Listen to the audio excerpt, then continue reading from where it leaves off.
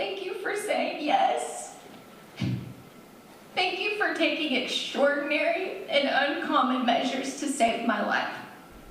A 32-year-old mother opens up about a near-death experience she had earlier this year. In April, Katie McClanahan found herself trapped and fighting for survival when a tree fell on her home, crushing her.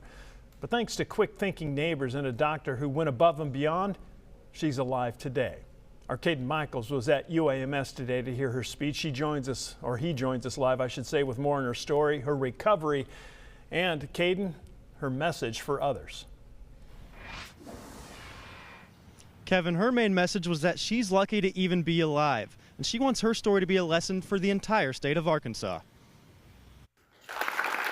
On April 5th, Katie McClanahan's life changed forever. I ran and looked up over my shoulder, and I was instantly knocked to the ground, surrounded by darkness. She was home alone with nowhere to turn, and a 4-foot-wide tree pinning her down. I just knew I was crushed and I couldn't move and I couldn't, feel anything. But her neighbor heard her cries for help and was able to call 911. While first responders spent 3.5 hours working to free Katie, Dr. Ben Davis was called to a hectic scene. But Katie and her husband Alan eased Davis's stress. I was in awe of how calm Katie and Alan both were. They literally calmed me down, which is not how it's supposed to work.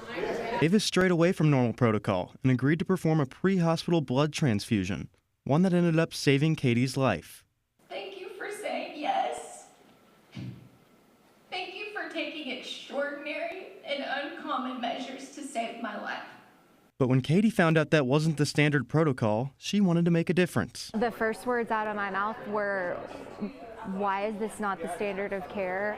This should be, and it sounds like I have a lot of work to do.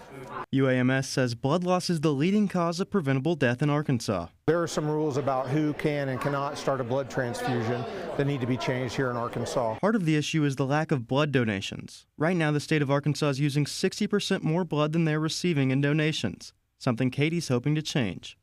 Lives like mine are depending on it, and it's a way that you can be a hero and save a life. I'm so thankful to be alive, and I want this to be available to all Arkansans. Dr. Davis says there's only so much blood that one individual can donate, and that it's going to take a full statewide effort. Reporting live in Little Rock, Caden Michaels, Fox 16 News.